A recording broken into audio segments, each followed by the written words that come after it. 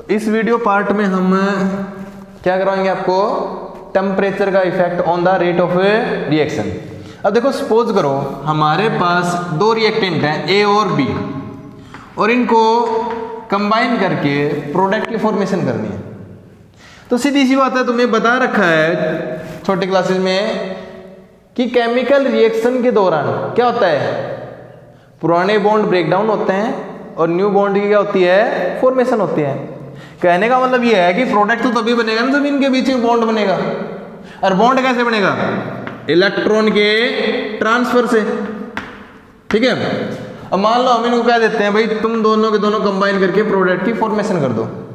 अब इनमें से एक बोल देता है कि भाई मेरे पास तो हिम्मत नहीं है इतनी, मेरे पास तो एनर्जी नहीं है इतनी कि मैं इससे इलेक्ट्रॉन को ट्रांसफर करवा सकूं। क्यों, तो ग्राफिकली मेथड देखो, इन्होंने बोला कि मेरे पास एनर्जी है सिर्फ इतनी और इससे इलेक्ट्रॉन छीनने के लिए एनर्जी चाहिए इतनी। ठीक है, तो ये हमारे पास क्या है, एनर्जी ऑफ ए रिएक्टेंट, और इसको बोलते हैं, ये जो एनर्जी आई है वो आई है थ्रेशोल्ड एनर्जी। इसकी डेफिनेशन क्या होती है, the minimum amount of energy which required for the reactant to be effective collision between them. Effective collision करने के लिए जो एनर्जी की रिक्वायरमेंट पड़ती है उस एनर्जी का नाम क्या होता है भाई, थ्रेशोल्ड एनर्जी। अब इतनी एनर्जी है नहीं ना इनके पास, तो क्या करेंगे, हम देंगे इनको एनर्जी। तो हमने क्या कर दिया, टेम्परेचर इंक्रीज कर दिया। टेम्परेचर इंक्रीज करते इनके अंदर क्या आ जाएगी, काइनेटिक एनर्जी ज्यादा आ जाएगी। कहने का मतलब इनकी एनर्जी इंक्रीज हो गई, कितनी हो जाएगी, थ्रेशोल्ड एनर्जी इतनी हो जाएगी। ठीक है, तो जो एनर्जी हम दे रहे हैं ना, इस एनर्जी को बोलते हैं हमें एक्टिवेशन एनर्जी बोलते हैं। तो इसकी डेफिनेशन क्या हो जाएगी, the energy which we provide to the reactant due to which there occur effective collision between them. कि जो एनर्जी हम दे रहे हैं ना रिएक्टेंट को, ताकि उनके बीच में क्या होने लग जाए, इफेक्टिव कोलिजन होना स्टार्ट कर दे, उसको क्या बोलते हैं, एक्टिवेशन एनर्जी बोल देते हैं। लेकिन जी इससे भी छोटी डेफिनेशन बन सकती है। ये देखो पूरी टोटल क्या है, थ्रेशोल्ड एनर्जी, ये यहाँ से यहाँ तक क्या है, एनर्जी ऑफ रिएक्टेंट। अगर मैं थ्रेशोल्ड एनर्जी में से एनर्जी ऑफ रिएक्टेंट सब्ट्रैक्ट कर दूं, घटा दूं, तो हमारे पास क्या हो जाएगी, एक्टिवेशन एनर्जी बच जाएगी। कहने का मतलब क्या हो जाएगा कि activation energy is equal to threshold energy minus energy of a reactant. यहाँ तक समझा है? ठीक है, अब दोनों के दोनों कंबाइन करके क्या बनाएंगे, प्रोडक्ट बनाएंगे। तो प्रोडक्ट वाली लाइन हमेशा एनर्जी ऑफ रिएक्टेंट से नीचे तक डाउन ड्रा करनी है आपको। क्यों, क्योंकि कोई भी रिएक्शन होती है वो क्यों होती है, स्टेबल होने के लिए। ठीक है, अगर आपका प्रोडक्ट स्टेबल है तो जो भी चीज स्टेबल होती है उसकी एनर्जी क्या हो जाती है, कम हो जाती है ना। तो यहाँ पर प्रोडक्ट वाली लाइन हमें नीचे कर देते हैं। तो यहां से एक बात तो समझ में आ गई कि अगर हम टेम्परेचर का फैक्टर स्टडी कर रहे हैं तो on increasing temperature the kinetic energy of reactant increases, और उनके बीच में इफेक्टिव कोलिजन होना स्टार्ट। कहने वाला स्पीड क्या हो रही है, इंक्रीज हो रही है। ठीक है, वैसे तो बोला जाता है कि लगभग 10 डिग्री टेम्परेचर चेंज करने पर जो रेट ऑफ रिएक्शन है ना वो क्या हो जाती है, हमारे पास है डबल हो जाती है। आगे बात समझ में।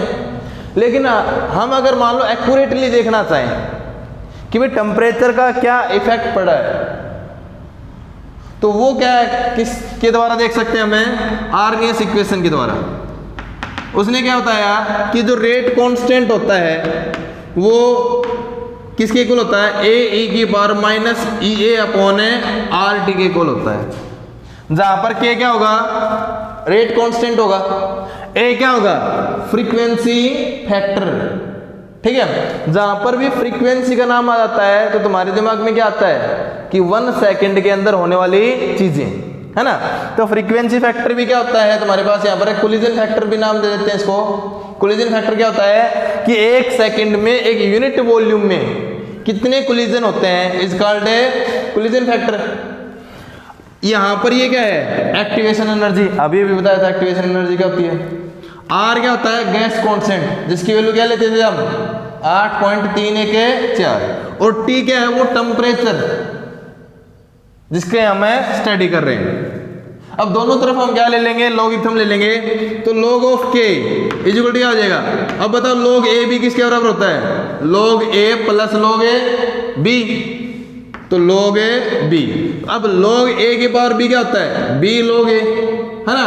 तो ये minus E A upon R T अगर आगे आ जाएगा तो प्लस माइनस क्या हो जाएगा, माइनस हो जाएगा ना। तो minus E A upon R T क्या हो जाएगा भाई, यहाँ पर आ गया। अब नेचुरल लॉग और एक्सपोनेंशियल एक दूसरे क्या होते हैं, रेसिप्रोकल होते हैं। कट के कितना हो जाएगा, यहाँ पर है 1। कहने वाला मैं इसको रब कर दूं कोई इफेक्ट नहीं पड़ेगा, क्योंकि 1 से मल्टीप्लाई करो चाहे ना करो। अब यहां पर तुम क्या देखोगे, अगर T1 टेम्परेचर पर रेट कांस्टेंट की वैल्यू K1 थी, तो T2 टेम्परेचर पे क्या हो जाएगा, K2 हो जाएगा ना। तो K2 इक्वल टू क्या हो जाएगा, log of A minus E A upon R T2। ये इक्वेशन नंबर 1 मान लो, ये इक्वेशन नंबर 2। 2 में से 1 सब्ट्रैक्ट करेंगे तो log K2 minus log K1 क्या होता है, log A by B, log K2 upon K1 is equal to log A से log A कैंसिल आउट हो जाएगा, minus E A upon R T2 और minus of E A upon R T1। Minus minus क्या हो जाएगा, plus E A upon में R T1। अब देखो ई ए अपॉन आर क्या निकल सकता है, यहाँ पर कॉमन निकल जाता है ना। तो यहाँ पर हमारे पास log K2 upon K1 is equal to क्या हो जाएगा, आपने बोला E A upon R common निकाल दे, हम निकाल दो, अंदर क्या बच जाएगा 1 upon T1 minus 1 upon T2, 1 upon T1 minus 1 upon T2। आगे इसको सोल्व कर सकते हो, T1 T2 एलसीएम आ जाएगा। T1 T2 अगर एलसीएम आ गया तो सीधी सी बात है, ऊपर क्या आ जाएगा T2 माइनस में T1, ब्रैकेट में तो ये आ जाएगा। अब ये क्या है तुम्हारे पास, नेचुरल लॉग। अगर मान लो आप log बेस 10 में चेंज करना चाहोगे तो यहाँ पर क्या आ जाएगा 2.303 log of K2 upon K1 is equal to क्या आ जाएगा ई ए अपॉन आर। तो इस तरीके से हमें क्या स्टडी कर सकते हैं कि भाई पहले T1 टेम्परेचर पे रेट कांस्टेंट की वैल्यू K1 थी, बाद में टेम्परेचर इतना चेंज करने पर रेट कांस्टेंट कितना हो जाएगा, निकाल सकते हैं ना अब आराम से। तो ये तो था हमारे पास टेम्परेचर का इफेक्ट। लेकिन एक बात बताओ, हम कोई भी प्रोडक्ट बना रहे हैं, मान लिया ये तो कन्फर्म है कि अगर कोई रिएक्शन नहीं हो रही है तो हम एनर्जी देकर उस रिएक्शन को करवा सकते हैं। लेकिन ऐसा क्या बेनिफिट अगर हमने एनर्जी बहुत ज्यादा दे दी और प्रोडक्ट बना कम, तो हमारे पास क्या हो जाएगा, फायदा होने के बजाय नुकसान हो जाएगा ना। तो इतना टेम्परेचर ना देना पड़े, इतनी हीट की रिक्वायरमेंट ना देनी पड़े, तो उसके लिए हम क्या करते हैं, कैटलिस्ट की प्रेजेंस लेते हैं। ठीक है, तो देखो कैटलिस्ट का क्या इफेक्ट पड़ता है। तो पहले तो बताओ कैटलिस्ट क्या होता है, एक ऐसा केमिकल कंपाउंड है जो रिएक्शन की स्पीड को चेंज कर दे। देखो ज्यादातर क्या होता है कि हम इंक्रीज करने के लिए यूज करते हैं, ठीक है, इसलिए कुछ एक बच्चे सोचते हैं कि कैटलिस्ट वो होता है जो रिएक्शन की स्पीड को इंक्रीज कर दे ना। The chemical substance which change the speed of A reaction. अब वो स्पीड कैसे चेंज करता है, थोड़ा सा देखना इधर। हमने बोला था कि भाई इन ए और बी को हमने बोल दिया कि भाई तुम दोनों के दोनों कंबाइन करके प्रोडक्ट की फॉर्मेशन कर दो। तो अभी भी याद आई थी ना कि बी ने क्या कहा था कि भाई मेरे पास इतनी एनर्जी की नहीं है कि मैं इससे इलेक्ट्रॉन को ट्रांसफर करवा सकूं। तो हम क्या करेंगे, यहाँ पर सी कैटलिस्ट लेंगे। वो क्या करेगा, इस ए से इलेक्ट्रॉन को गेन करके यहाँ पर क्या बना देगा, एक अनस्टेबल इंटरमीडिएट कंपाउंड की फॉर्मेशन कर देगा। अब अनस्टेबल बन जाएगा तो क्या होगा, झटके से बी के साथ कंबाइन करके यहाँ पर ए बी मतलब प्रोडक्ट की क्या हो जाएगी, यहाँ पर फॉर्मेशन हो जाएगी। मतलब डायरेक्ट रिएक्शन करवाने की बजाय यहाँ पर एक इंटरमीडिएट की फॉर्मेशन हो जाती है। ठीक है, तो यहाँ पर एक किस्म से क्या हो गया, पाथ चेंज हो गया ना। अब जिस इसको इलेक्ट्रॉन दिलाने के लिए हमें एनर्जी इतनी देनी पड़ती थी, अब सी कैटलिस्ट ने क्या कहा कि मुझे इतनी एनर्जी की रिक्वायरमेंट नहीं है, मुझे तो थोड़ी सी एनर्जी दे दोगे तो भी मैं इससे इलेक्ट्रॉन ट्रांसफर करवा सकता हूं। कहने वालों जितनी एनर्जी हमें देनी पड़ती थी उतनी एनर्जी हमें अब नहीं देनी पड़ेगी। ठीक है, आपको एक एग्जांपल देता हूं, उससे ऐसा समझ में आएगा। देखो मान लो हमारे पास दो गांव है ए और बी, यहां पर बीच में एक पहाड़ी है। अब ए गांव से बी गांव पहुंचने के लिए एक तो रास्ता ये है कि भी पहाड़ी के ऊपर से जाओ, और एक रास्ता है कि भी पहाड़ी में से रास्ता काट रखा है उसमें से जाओ। भाई इनिशियल स्टेट और फाइनल स्टेट तो सेम ही है, लेकिन पाथ चेंज करने से क्या इफेक्ट पड़ा, यहाँ पर क्या होगी, एनर्जी की रिक्वायरमेंट है कम पड़ेगी ना। तो यही डिट्टो काम तो इसने किया कि जो कैटलिस्ट होता है वो क्या कर देता है, change the path of A reaction, जिसके कारण वहां पर एक्टिवेशन एनर्जी की रिक्वायरमेंट क्या पड़ती है, कम पड़ती है। कहने का मतलब ये है कि पहले इतनी एक्टिवेशन एनर्जी की जरूरत पड़ती थी, अब कैटलिस्ट लेने के कारण इतनी सी एक्टिवेशन एनर्जी की जरूरत पड़ेगी, और यहाँ पर क्या कर देगा, ये प्रोडक्ट की फॉर्मेशन कर देगा। आई बात समझ में? ठीक है। अब ये था कैटलिस्ट का इफेक्ट, लेकिन इसमें एक बात आई, क्या, किसी ने एक बात बोली कि क्या किसी रिएक्शन की एक्टिवेशन एनर्जी जीरो हो सकती है। अब हम दिमाग में तो आता है कि भाई जो रिएक्शन अपने आप हो जाती हैं, स्पॉन्टेनियस हो जाती हैं, उनमें तो हमें एनर्जी देने की जरूरत पड़ती ही नहीं है ना। जो रिएक्शन नहीं होती है, मतलब जो नॉन स्पॉन्टेनियस नेचर की होती हैं, वहां पर हमें एनर्जी देने की जरूरत पड़ती है, उसी को तो हम एक्टिवेशन एनर्जी बोल रहे हैं। तो एक बार तो दिमाग में आता है कि स्पॉन्टेनियस रिएक्शन के लिए एक्टिवेशन एनर्जी की जीरो वैल्यू क्या हो सकती है, जीरो हो सकती है ना, लेकिन नहीं हो सकती। किसी भी रिएक्शन के लिए एक्टिवेशन एनर्जी की वैल्यू जीरो नहीं हो सकती। वो कैसे समझ में आएगा, जब हम कोलिजन थ्योरी स्टडी करेंगे। देखो अगर मान लो आप कोलिजन थ्योरी स्टडी करो तो उसने क्या बोला, भाई प्रोडक्ट बनाने के लिए क्या चाहिए, तो सीधा सा ये कि दिमाग में आंसर आता है, भाई एनर्जी होनी चाहिए रिएक्टेंट के अंदर, ताकि वो रिएक्टेंट इजीली क्या करें, इफेक्टिव वे कोलिजन करें और प्रोडक्ट की फॉर्मेशन कर दें। सभी का आंसर यही होगा।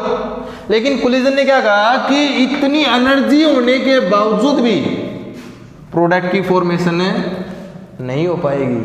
कैसे, एग्जांपल देता हूं। मान लो तुम्हारे पास है यहाँ पर CH3Cl ही है, इसकी हम रिएक्शन करवा रहे हैं KOH के साथ, तो यहाँ पर KOH किसकी फॉर्मेशन करेगा, OH नेगेटिव की फॉर्मेशन करेगा ना। अब इस रिएक्टेंट के पास एनर्जी है काफी ज्यादा, वो क्या करेगा, इसको टक्कर में लगाएगा।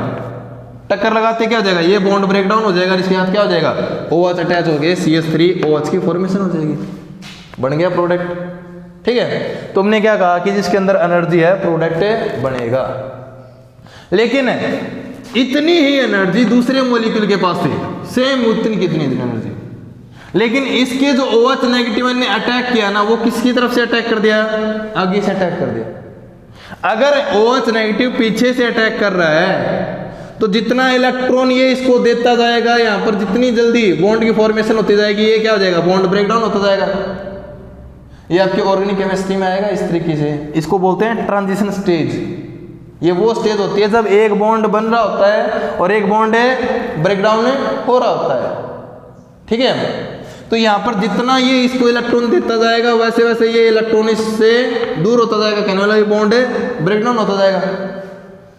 लेकिन अगर OH नेगेटिव आयन ने आगे से अटैक कर दिया तो Cl नेगेटिव और OH नेगेटिव में क्या हो जाएगा, रिपल्सन। क्या लगता है, Cl नेगेटिव इस OH को अटैच होने देगा, नहीं ना। ठीक है, हम आपको बिल्कुल देसी एग्जांपल से नहीं बोलते थे। भाई मान लो मैं किसी को थप्पड़ मारता हूं, अब थप्पड़ मारते क्या होता है, वो काम करना स्टार्ट कर देता है। तो हम तो यही बोलते हैं ना कि जो बच्चे काम नहीं करते हैं उसको पनिश करते हो, क्या हो जाती है, उसकी एनर्जी ज्यादा होती है और काम करना स्टार्ट कर देता है।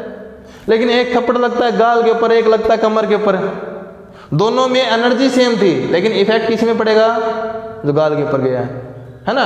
कहने का मतलब यह है कि डायरेक्शन भी तो देखनी पड़ती है हमें। तो कोलिजन थ्योरी ने यही बोला कि इफेक्टिव कोलिजन के साथ साथ हम ये भी देखते हैं कि किस डायरेक्शन से उसने अटैक किया है। तो यहां पर अब की बार जो रेट कांस्टेंट की वैल्यू ना, वो ना केवल अकेला कोलिजन फैक्टर के ऊपर डिपेंड करता है, बल्कि डायरेक्शन के ऊपर भी डिपेंड करता है, ओरिएंटेशन के ऊपर भी डिपेंड करता है। ये ZAB क्या शो करता है, डायरेक्शन शो करता है। आगे बात समझ में, ठीक है। तो अकॉर्डिंग टू कोलिजन थ्योरी आपको दो ही लाइन लिखनी है। According to collision theory formation of product depend upon two factor. Number एक इफेक्टिव कोलिजन और नंबर दो direction of attacking by the molecule. ठीक है, या ओरिएंटेशन फैक्टर नाम ले लो इसको। आगे बात समझ में अब बात आ जाओ जो हमने क्वेश्चन आपको पूछा था कि क्या किसी रिएक्शन की एक्टिवेशन एनर्जी जीरो हो सकती है। उसका आंसर देखो, मान लेते हैं कि जी हाँ होती है, किसी रिएक्शन की एक्टिवेशन एनर्जी जीरो होती है, मान लेते हैं। तो हमारे पास इस इक्वेशन में रेट कांस्टेंट किसके बराबर आया था भाई, -e⁻⁸ अगर किसी रिएक्शन की एक्टिवेशन एनर्जी जीरो है तो 0/RT क्या हो जाएगा, जीरो। और किसी की पावर जीरो ले लेते हैं तो उसकी वैल्यू क्या होती है, 1। तो इसका मतलब रेट कांस्टेंट किसके बराबर हो जाएगा, a। इसका लाइन का मीनिंग पता है क्या है, इस लाइन का मतलब है कि 1 सेकंड में जितने भी कोलिजन होंगे उन सभी के कारण प्रोडक्ट बनेगा। क्या ये पॉसिबल हो सकता है, नहीं ना। अगर ये पॉसिबल हो तो कोई भी रिएक्शन होने में 1 सेकंड से ज़्यादा टाइम नहीं लेगी, इमीडिएटली हो जाएगी, क्योंकि एनर्जी तो सभी मॉलिक्यूल में सारे के सारे एक साथ कोलाइड भी करेंगे और एक साथ कोलाइड करते प्रोडक्ट बनना चाहिए। लेकिन आधे मॉलिक्यूल पीछे से अटैक कर रहे हैं, आधे मॉलिक्यूल आगे से अटैक कर रहे हैं। तो जिसके अंदर ओरिएंटेशन फैक्टर ठीक होगा और इफेक्टिव कोलिजन होगा, उसी कारण तो प्रोडक्ट बनेगा। सभी के सभी कोलिजन के कारण प्रोडक्ट बने, क्या ये पॉसिबल हो सकता है, नहीं ना। इसका मतलब जो हमने माना था वो क्या था, गलत माना था। तो किसी भी रिएक्शन के लिए एक्टिवेशन एनर्जी की वैल्यू जीरो नहीं हो सकती। आगे बात सुनने, ठीक है। तो ये हमने इस यूनिट में थ्योरेटिकली पोर्शन करवाया है। हम एक नेक्स्ट वीडियो में एक अलग से वीडियो बनाएंगे जिसके अंदर सिर्फ और सिर्फ न्यूमेरिकल पोर्शन करेंगे, ठीक है।